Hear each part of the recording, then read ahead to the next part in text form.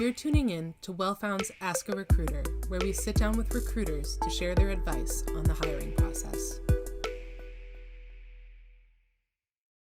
Hey everyone, my name is Rachel. I'm here from our product education team at WellFound. I'm just going to take us through some introductory things, and then I'll properly introduce our guest speaker, Chase Johnson, who we're so excited to have with us here from Writer. Today's session is about how engineers and product managers can stand out in the AI hiring market, a really important topic, especially in today's market. Before I get into it, I want to talk a little bit about how questions are going to work. So in general, we start with like sort of these intake questions that are from the sign up form that you use to join today's call. So these are questions from you that we've already selected that Chase is going to answer. But once we get through those questions, we really want to answer your live questions. So please write your questions into the chat. Before we launch into introducing Chase, I just want to make sure that we acknowledge that this is presented by WellFound. WellFound is a jobs marketplace. We help you get hired by cutting edge startups. We've also expanded to larger enterprise and public companies now that we've been around for more than 10 years. We've made over 8 million matches in our system. There's over 150,000 tech jobs, and we have 25,000 startups in our system as well. So if you need any help, you can always reach out to me or some of the other people you'll see with the WellFound background on this call at talent@wellfound.com. If you need any help with your applications or have any questions, just know it's one of us that's going to answer that ticket and get back to you. All right, on to the good stuff. Chase Johnson is here with us from Writer. He has been, sorry, something's buried for me. 1 second. Okay, Chase is a recruiting operator and startup builder who thrives in fast-moving environments with over a decade of experience. He's helped high-growth companies build talent-dense teams and scalable systems that turn hiring chaos into clarity, which I'm sure is such a relief for them. He's led recruiting across technical and go-to-market functions and guided organizations through multiple stages of growth. Most recently, he spent 3.5 years at Replit, helping build one of the most exciting AI companies of this generation, and is now at Writer, helping enterprises unlock what's next with generative AI. So 2 companies have done a lot of hiring for AI recently. So we're really excited to have you here with us, Chase. Yeah, thank you. Hopefully this lives up to that intro. Appreciate it. I'm sure that it will. Okay, so I'm just going to launch right into questions. So the first question is about standing out. Dave asked like kind of a simple question, but one that is kind of changing with the new tools that are available for candidates and for recruiters. Just how do I stand out? We need to know what we need to do better and stop doing what we've been doing wrong. So, what's the brass tacks of that? Yeah, I love it. I just want to first off acknowledge that applying and getting jobs in 2025 is extremely challenging, extremely stressful. I also think there's just some harsh truths I want to share up front as we guide through this conversation. The market has never been more competitive. I think because people are using AI, many applications look almost identical. So you're often competing also against other, probably 500 candidates on average for each individual role. So, and that's probably bare minimum these days. So if you do the math, it's 0.2% chance that you get the role if you're doing the bare minimum applying. So that's very depressing, on the surface level. I had to double check the math that that's actually the case, and it is. So this isn't to discourage you, but to realize and recognize how challenging things are right now.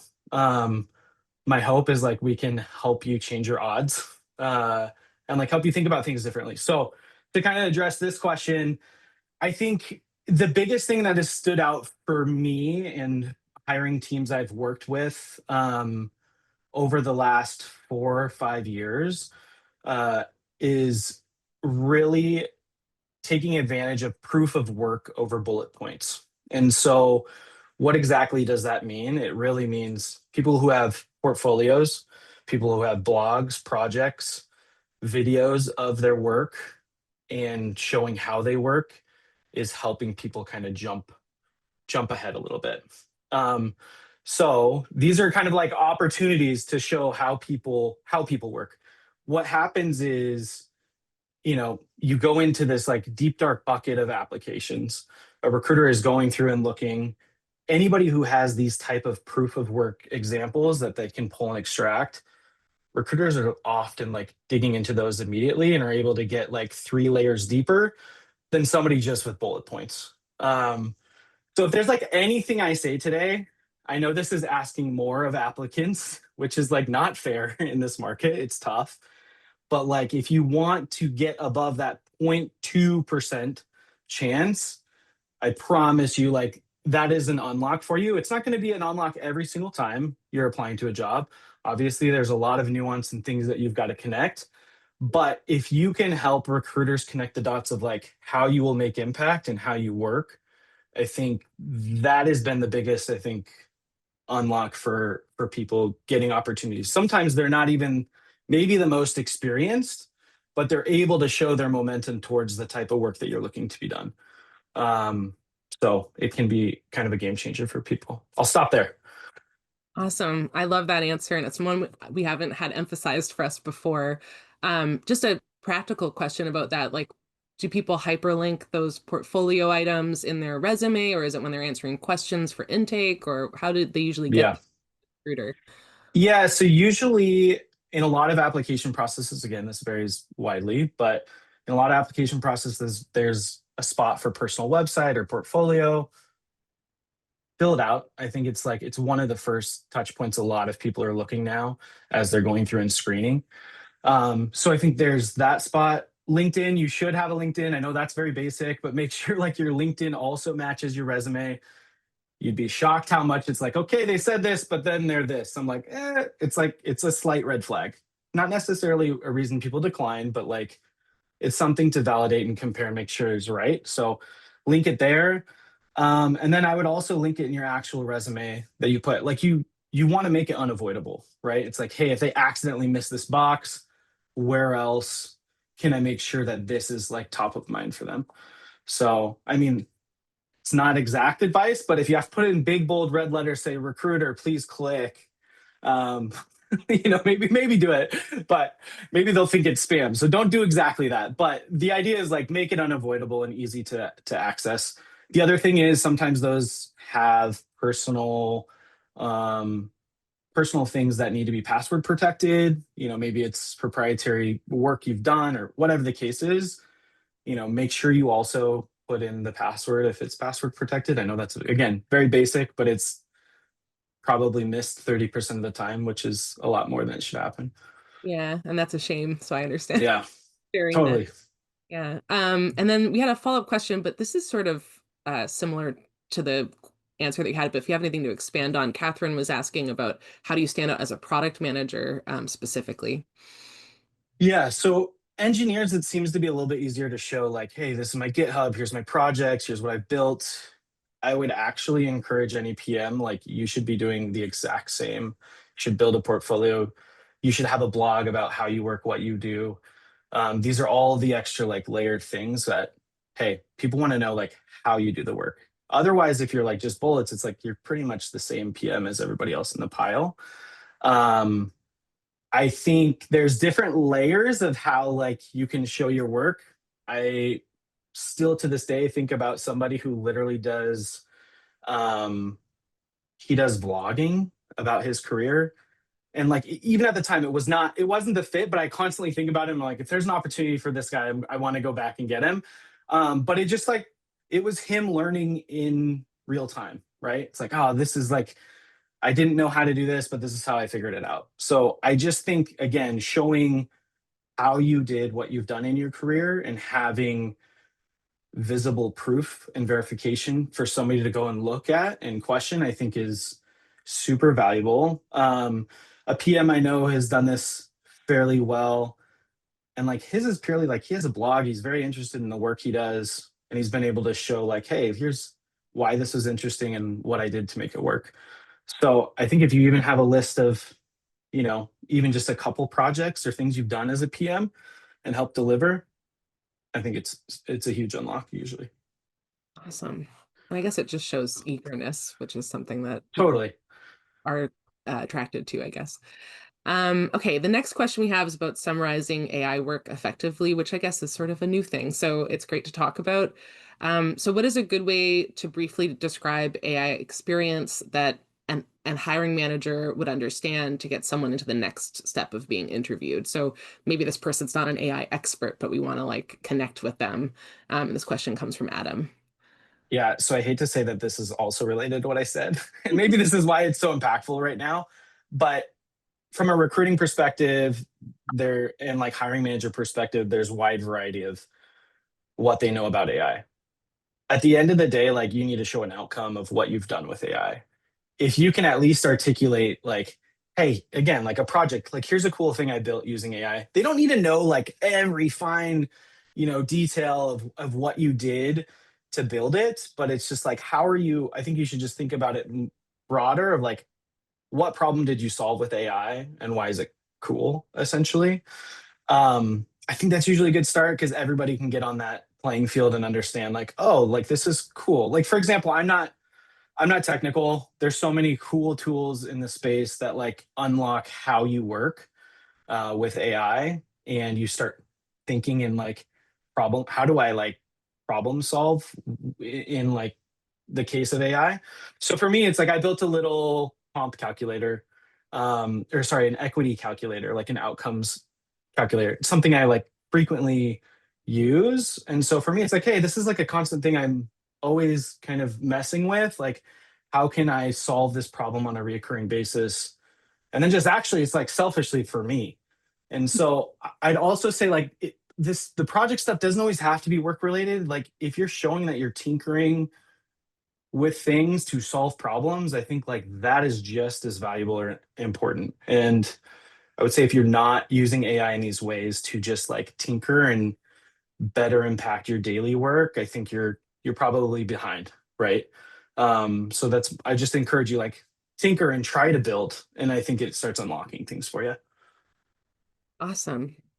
And then we had a kind of follow up here from Terry about do AI certification programs actually help you on your resume? So hot take. Oh yeah, I think no is my answer. I think again, proof of work rather than um, validation from some sort of certification program or whatnot. I think things are changing. That is not to say don't go get it and don't go do it because you are leveling yourself up on your knowledge, but it is not necessarily going to set you apart if you're also not showing how you've applied it.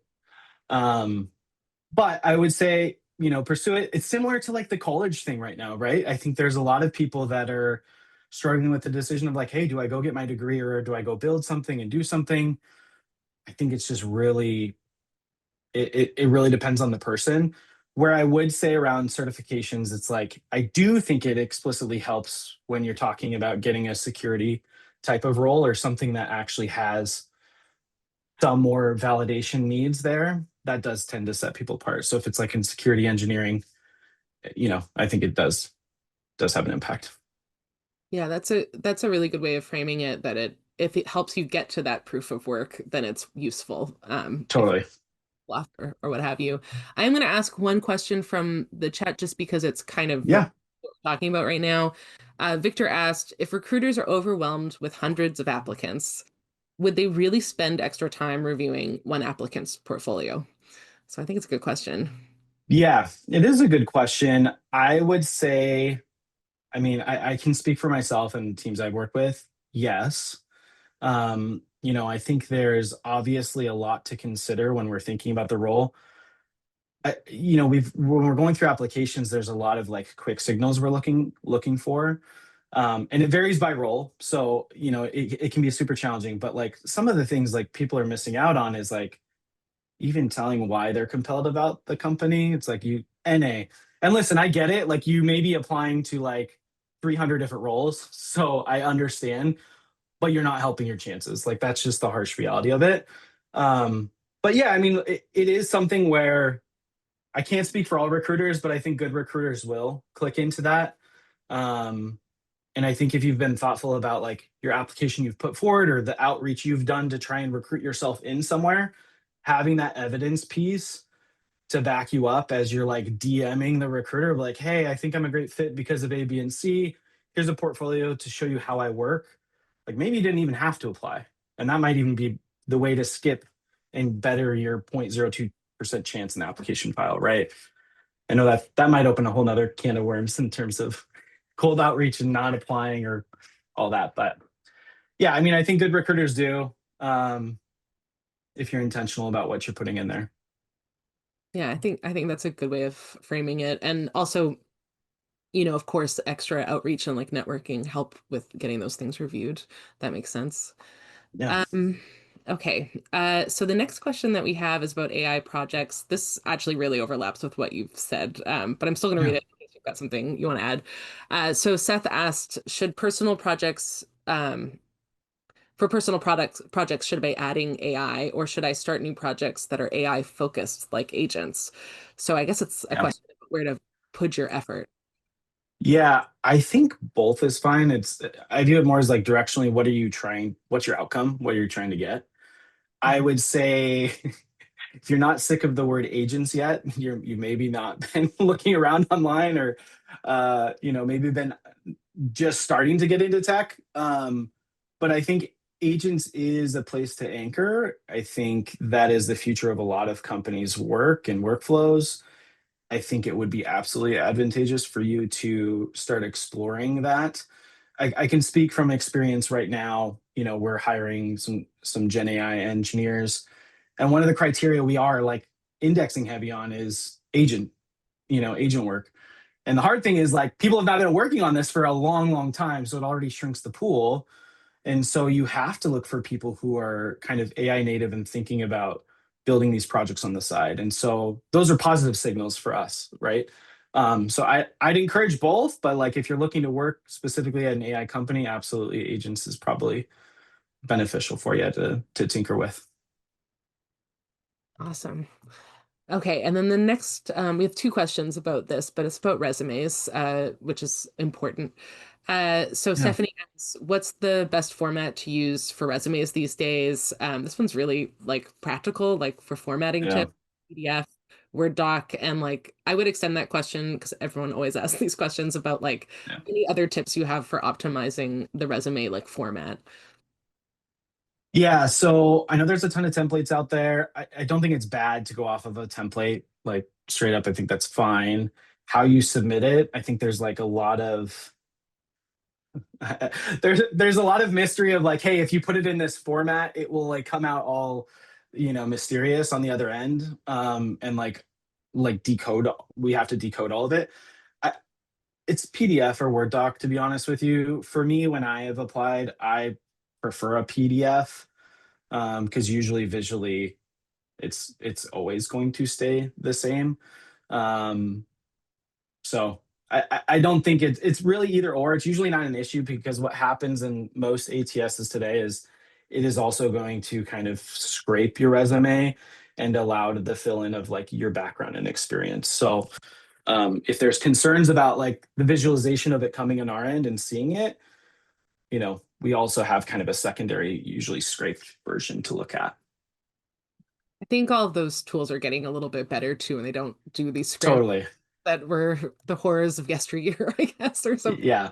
My days in healthcare recruiting, it was really bad. We had our own like proprietary uh ATS that was like custom built, and it was like that did matter what you Yeah, submitted. So yeah, good to totally. know it roots somewhere. The next question I have is actually kind of a long one, but Brian phrased this really nicely, so I'm just going to read it out loud for him. I hope that's okay with you.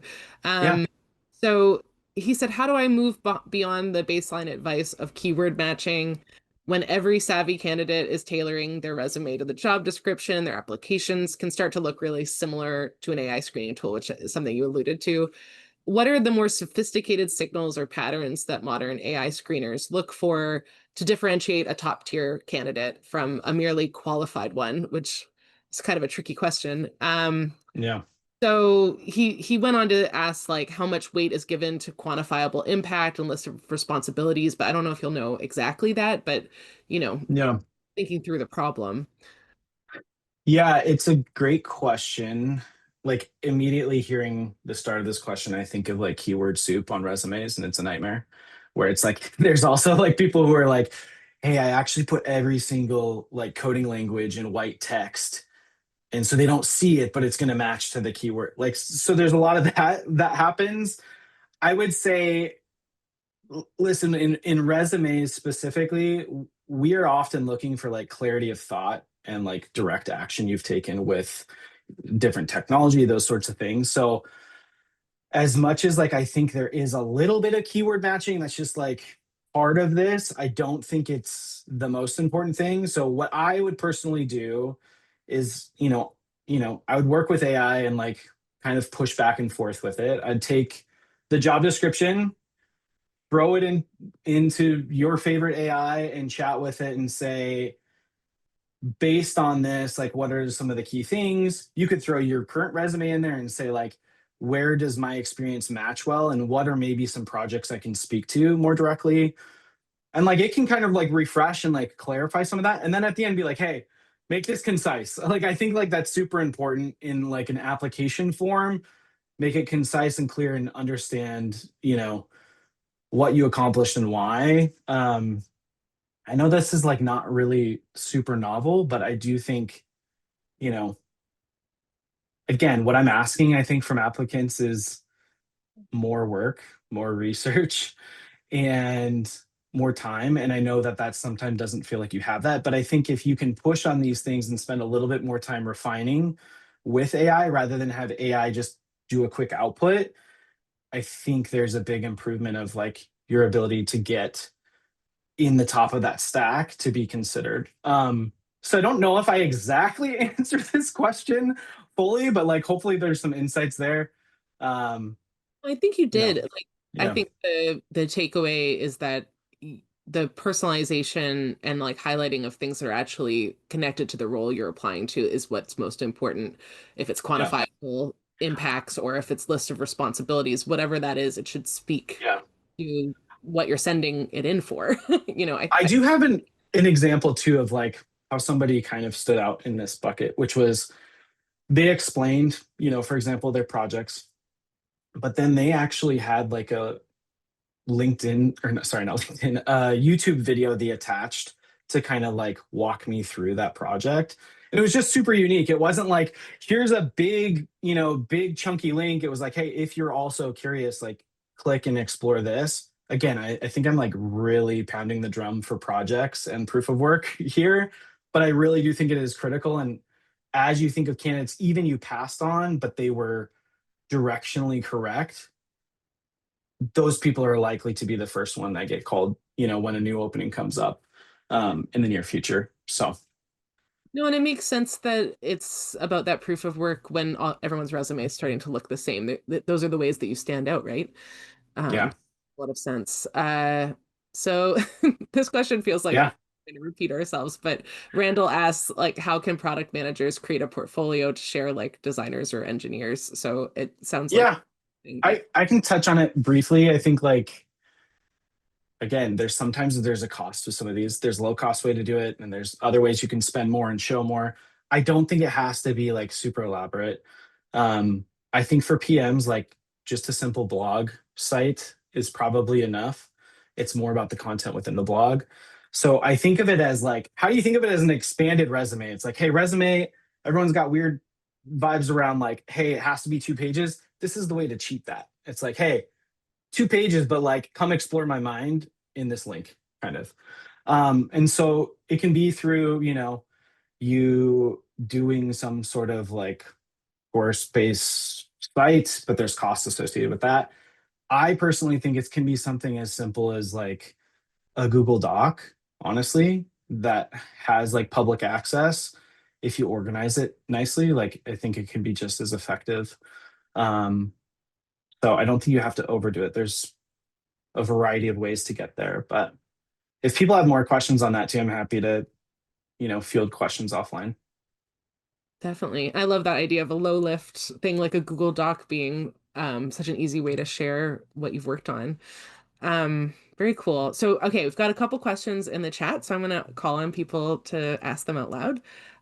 So we already asked, sorry, Victor's question. We've got a question, I think, from Viraj. Viraj, do you want to ask your question out loud? We'd love to hear people's voices if you can. Yeah, sure. So, uh, lately I've been attending such seminars and webinars and stuff. So I have heard a few people say that you usually don't want to, keep a gap in your resume, or if you're currently fired or unemployed, or maybe then you don't want to show that on your resume. And I was kind of confused, like, do I keep my resume truthful, or should I show any volunteer work maybe to, fill up Yeah. that gap? Because I think Catherine answered it with a link and said that contributing to open source and personal projects and stuff, but that's still not an experience, I would say. Yeah. So I was kind of wondering, like, is that a red flag for HR recruiters, or do I try to fill that gap up? Like, what should I do there?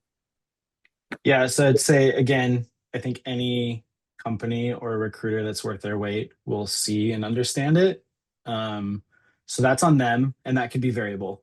Like I don't view it as a concern. I think from the candidate perspective, from your side, I think honesty always wins. Like you need to know how to speak to that, whether that was a layoff or you were fired or just circumstantial, hey, I had to step away to take care of my family, whatever it is, like own it, own the story. And like, I think you can speak to that. And that's always great to share in the recruiting call.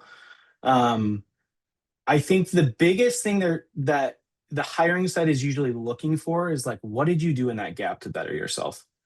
And so like there, I think the biased concern is often, hey, this person's just been out of work. They don't know how to ride the bike anymore. Even though that's not true, right? It's like, you know, the work, you know how to do it. You're just as capable as you were. So I always recommend to people like dial in your your story around it, be able to speak to what you were doing, what you learned during that gap. I think you mentioned you did some open source work. Like that's huge. It's like cool. Like during this time I helped contribute to the open source project, and or I was able to like tinker and learn a new language. um I think that usually speaks volumes. It's when people get caught on the call and they're like, yeah, I haven't been out of work and haven't like I've just been sitting. And like that also might be the case. I think like this is just like a reminder, like take those opportunities to learn and grow so you can stand out when the timing comes and the conversation comes. Um, Interviewing, quite frankly, it sucks, right? It's performative. Like there is a balance of that. You've got to prepare for some of that.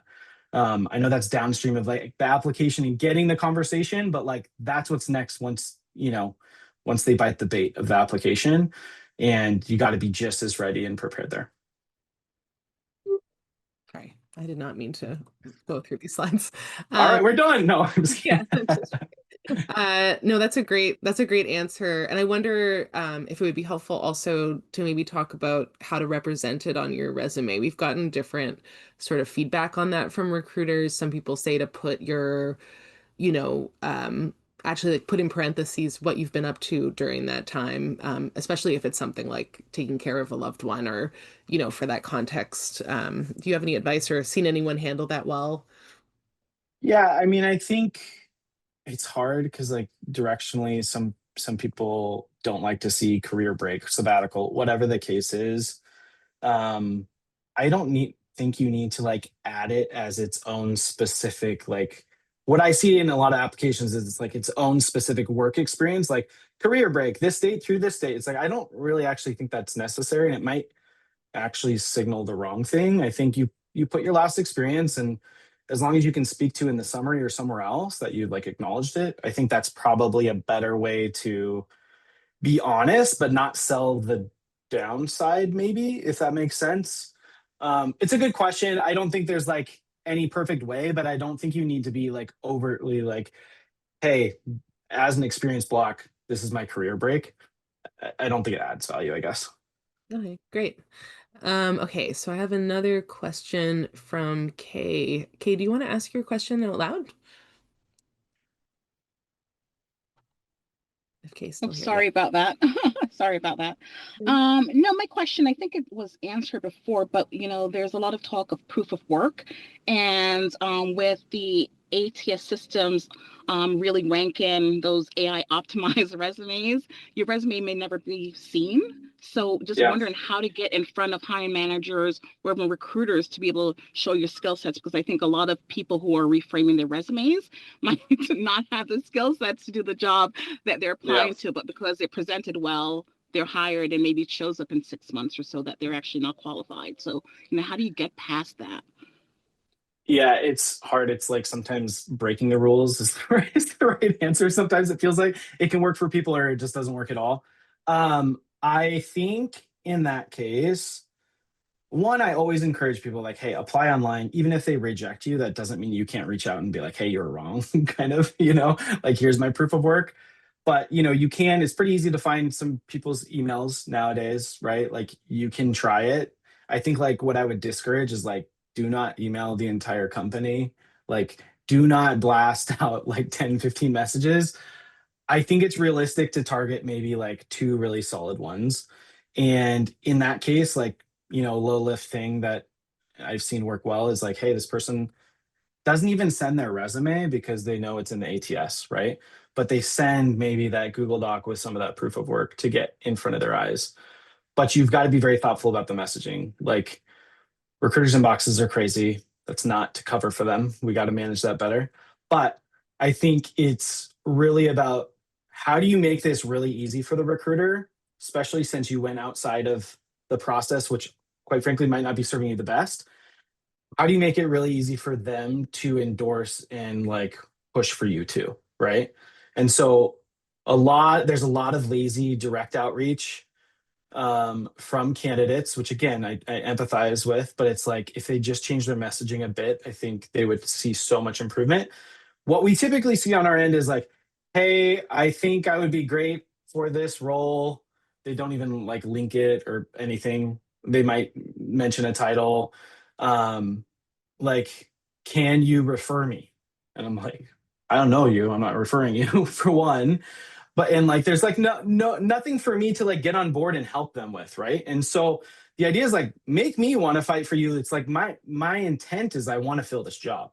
So if like we can at least align on how we get there and like give you a strong consideration, like I'm always on board for like wanting to push for you. And so, if somebody messages me with, hey Chase, I saw this opening. I think I'm a great fit because of A, B, and C. Maybe even cut out the C. A and B is fine for me.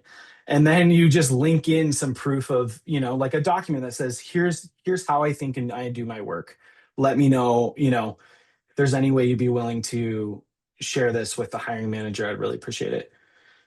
That is like way 110% more effective than the like, oh, I now need to stop what I'm doing to go and like deep dive and see if you're a fit. Like just tell me why you're a fit and prove it. And then I'm like, cool. I'm going to drop this in Slack to the hiring manager and be like, hey, I just got this great message. We've got a little bit more signal, 2 layers deep because of this doc they sent me. Usually turns into something a lot better.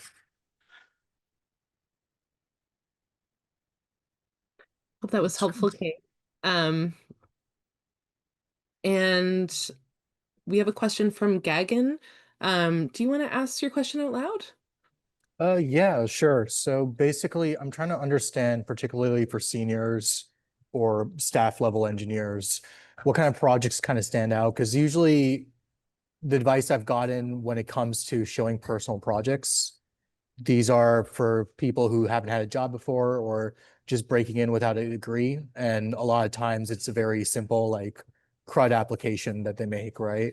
But Mhm. at the senior and staff level, my understanding from some people is like it's a waste of time. Or Mm. if the project is there, it's got to kind of show that you're a senior, not just a simple junior project. So like what kind of projects stand out to a recruiter, particularly in the senior and staff level? It's a good question. I'll be honest, I don't know if I like fully agree or disagree with the thought behind that. I think your intent to tinker has high value. Whether that the application that you spun up last weekend is some big compelling thing that a staff engineer could do or a new grad could do, I think a lot of teams behind the scenes will look for, hey, what is like sparking this person's motivations and interest? If the motivations are directionally aligned with maybe what the company is doing. So for example, like there's some like, let's just say it's like agents work, right? Like there's some stuff you can spin up with agents and like tinker around with probably within a weekend. If the company is working on agents, that's like immediately connected. I don't think it's like a huge deal that you didn't build out this whole thing and have revenue on your own personal project, right? So I think it's a fine balance. The other, like, I think condition to some of this is what kind of company you're going to. So I think there's organizations that are bigger and they have like very stringent, things that they're looking for versus more of a startup. I think a startup is just wanting to see you tinker and test and try. And and then I think in this case for like senior engineers, what I've seen speak well on the like hiring side when we're assessing is, do they have a blog? Like it's really weird. Like, do they have a blog and do they write about their work or like write about their interests? It's sometimes not even about showing I'm capable of the technical skills. Are you capable of talking about it and like sharing why it's interesting to you? That's probably just enough for somebody senior. Great question. It's kind of an interesting one I hadn't thought about. I hope that helped. I totally get what you're saying, Chase, and it feels like for startups that boots on the ground kind of tinkering would be, I mean, I've definitely felt that in all the organizations I've worked in, that is like, no matter what level, something that people are looking for is that, I mean, real attention to wanting to like Yeah. dirty with the projects. Okay, we have another question from Randall. Randall, do you want to ask your question out loud? Yeah, sure. And I actually just had a follow-up on it. You were talking about, reaching out and sending emails to, or sending messages to recruiters. Should we be sending emails or should it be something less personal, like a LinkedIn message or social media, follow-ups, right? You said, there are ways to find emails, which, a Yeah. lot, especially tech companies are, first name dot last name or first letter last name. But then there are a lot of places where you pay for information, whether it's Zoom info or things like that, right? Versus just finding them on LinkedIn, right? So many, especially during applications, you can find, the job posting on LinkedIn and it'll highlight who the hiring manager is, right? Or if you know the company, you can search through the people that are attached to it and find the people, right? Like, is it more, how do recruiters find it more invasive for you to like randomly show up in their inbox, right? Yeah. Like you're It's a good question. hacking, but right, like it's that concept of like you hacked into my inbox, right? Yeah. Like, would a LinkedIn message feel more appropriate? Yeah. As long as you're not showing up on my doorstep, I'm okay Right. with it. I think there's like a thoughtfulness to this too. Again, part of this is like, how good is your messaging? Do you earn that response? Like, it's not guaranteed you're going to get a response. Like, this is cold outbound from the candidate side, right? And so, I am of the thought that, hey, if there's a job lister on LinkedIn, absolutely reach out via LinkedIn. If you can dig and find the recruiter or the hiring manager, absolutely reach out on LinkedIn, try it, right? I think that makes a lot of sense.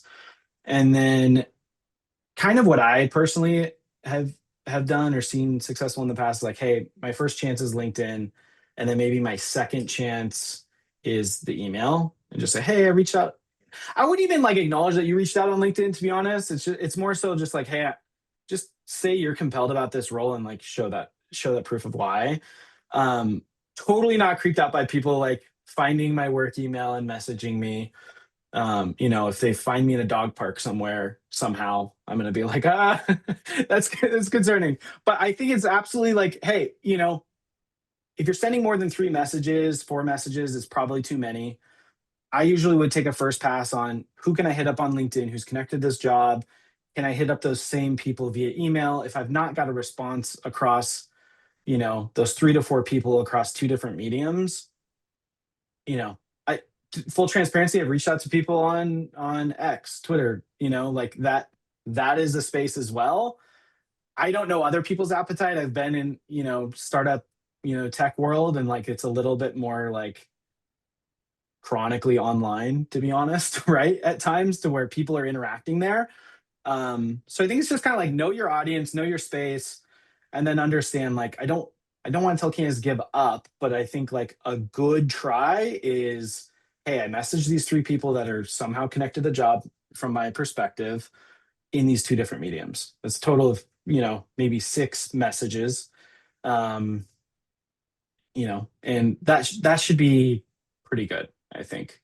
Somebody should probably triangulate and respond, or the door is probably closed, right? I don't think extra effort beyond that is going to extract much value for you. It's a good question. Thanks for asking that. Yeah, and I would also add that at least on Wellfound, we actually have the hiring contact listed for most job posts. Some companies don't manage it, but the ones that do, that might be like the person that you should try to reach out to on those platforms. We don't have a way for you to reach out other than the apply in Wellfound, but it should give you the intel to know who might be a good person to try to reach out that way. And just to extend some advice, and Kat just sent a help article that's from another Ask a Recruiter that was focused on more networking stuff that might be helpful. Um, Also, don't forget to like try to find anyone that you might be connected to with the company. Like having somebody refer you is like I think a really great connector. Even if they previously worked at the company, they might know someone there, and sometimes they're incentivized also to make connections.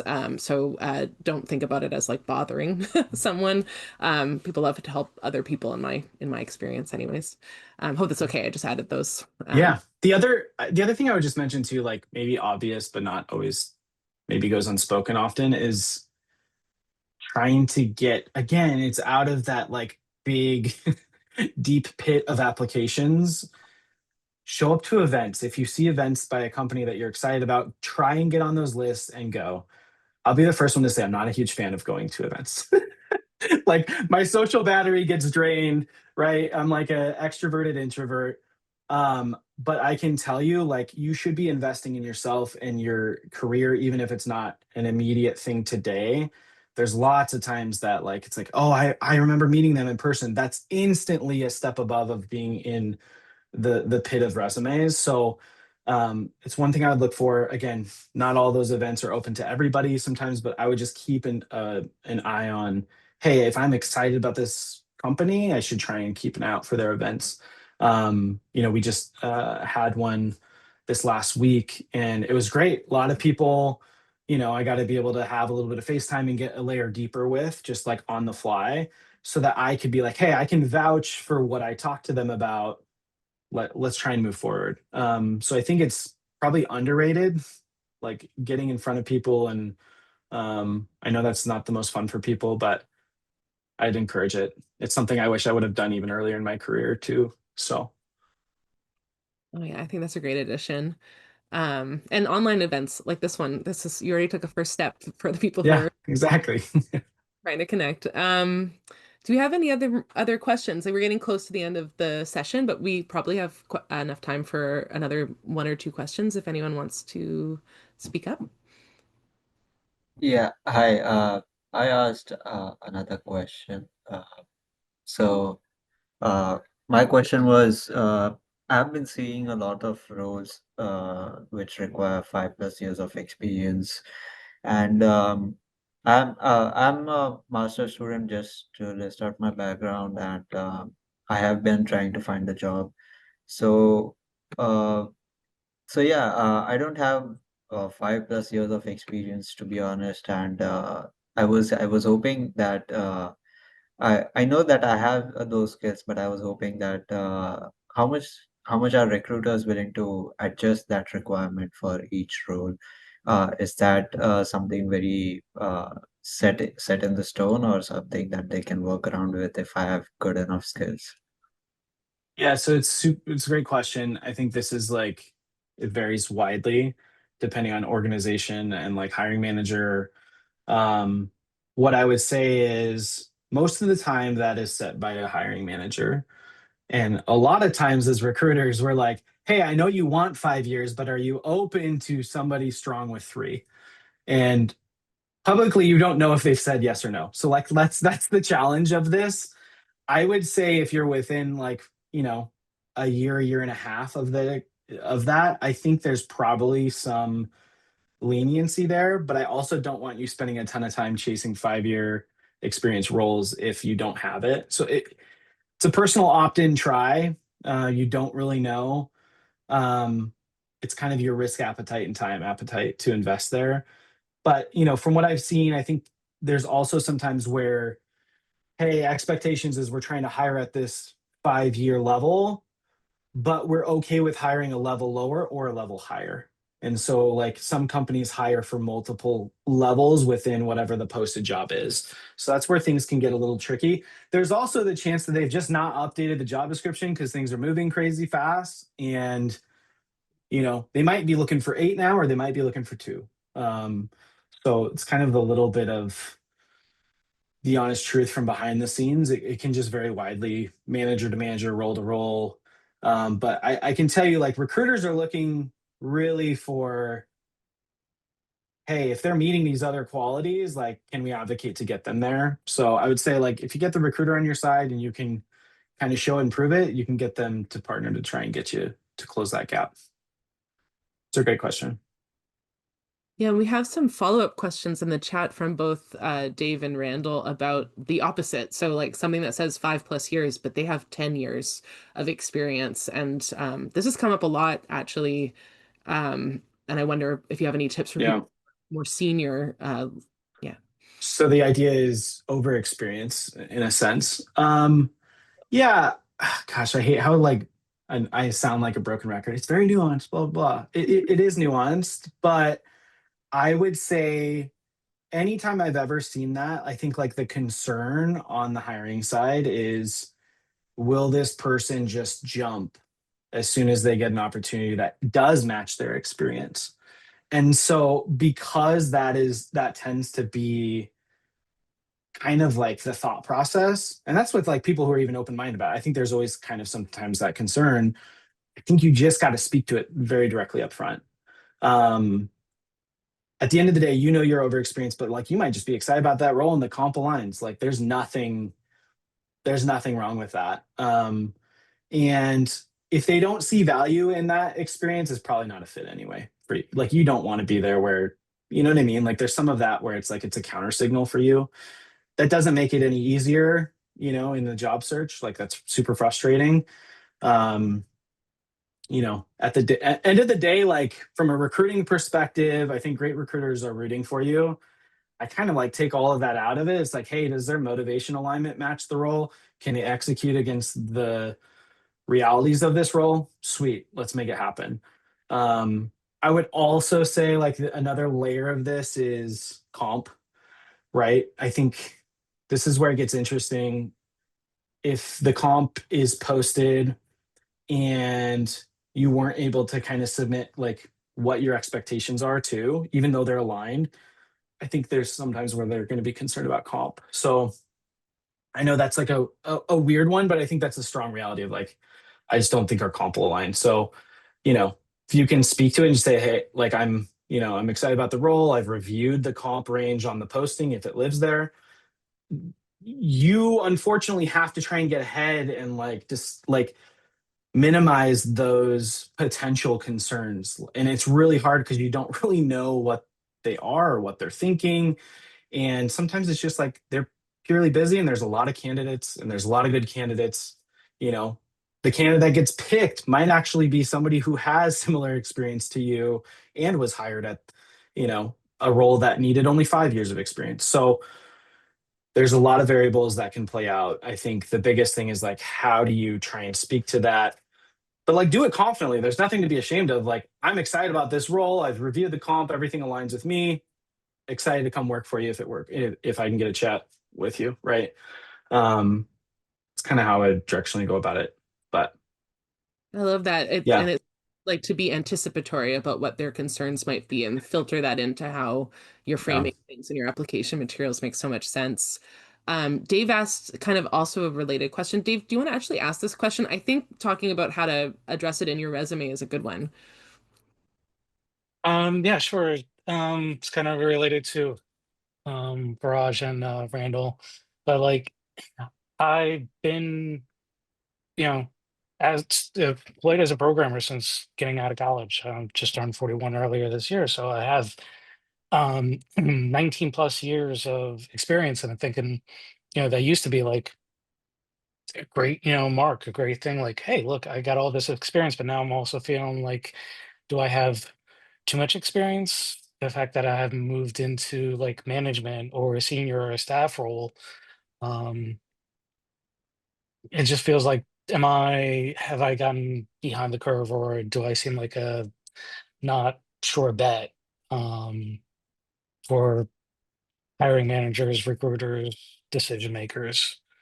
Um, And you wanted to also know about like if you should trim your resume too. oh Is yeah, sorry. Yeah, not like I started experimenting. Like, okay, well, let's the first um, I don't know, 8 or so years, was kind of working in different technical projects, more working in VB.net, and have reduced those jobs down to a single bullet point. And I said, well, let's see what happens if I just drop those and look like I've only been working since 2011.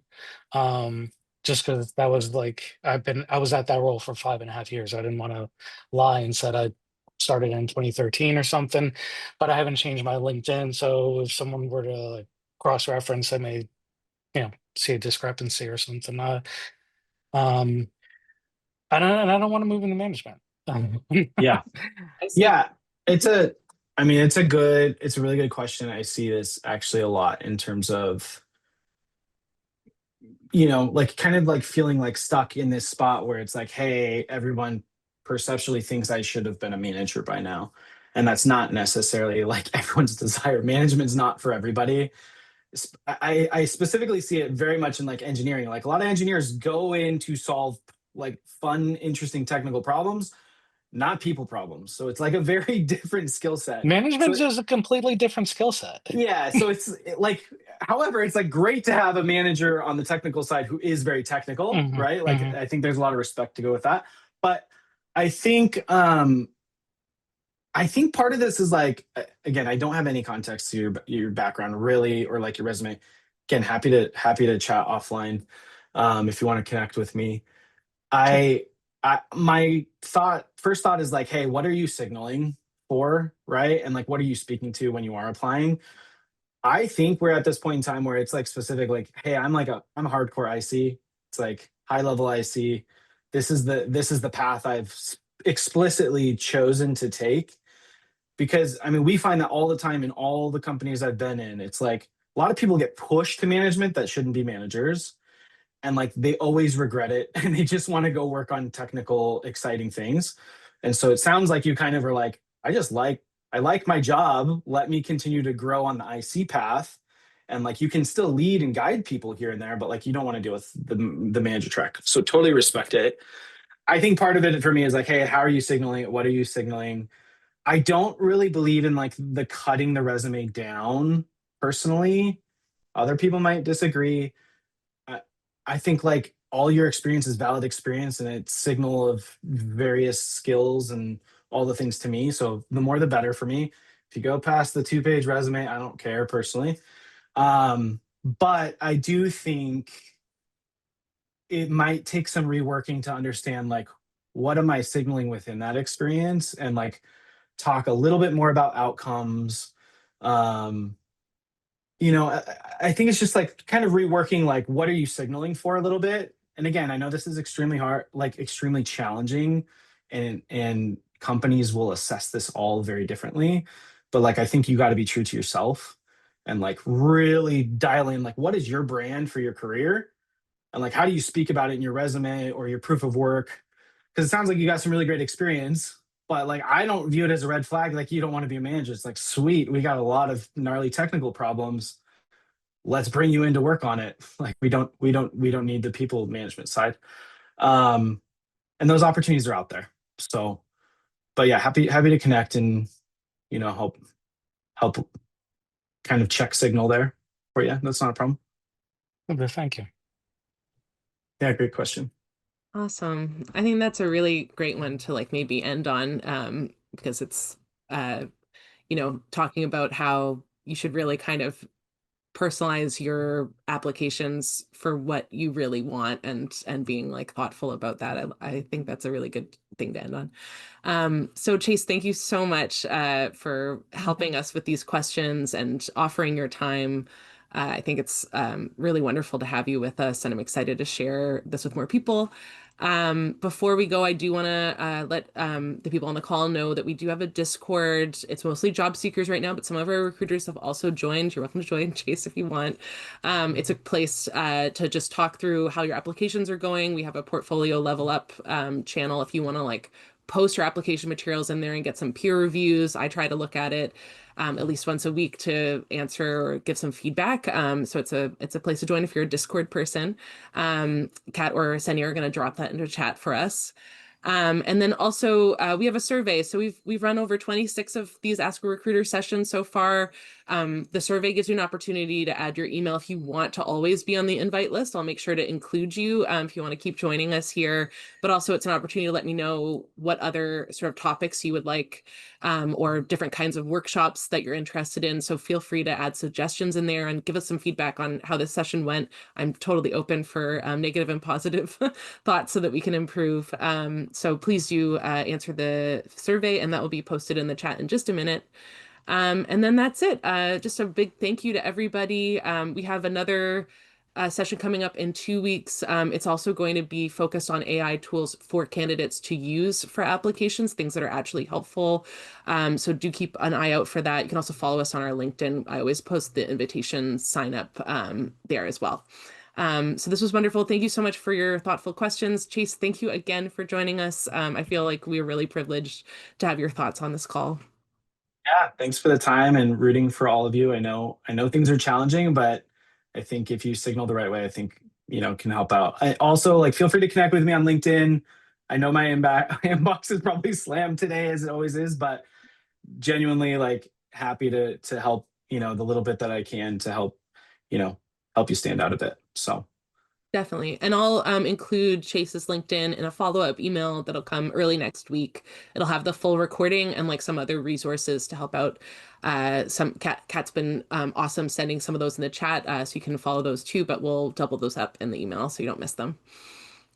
Thank you so much, everyone. cool. Have a great. Thanks, everybody. Ready to find your next role or discover top talent? Visit us at wellfound.com.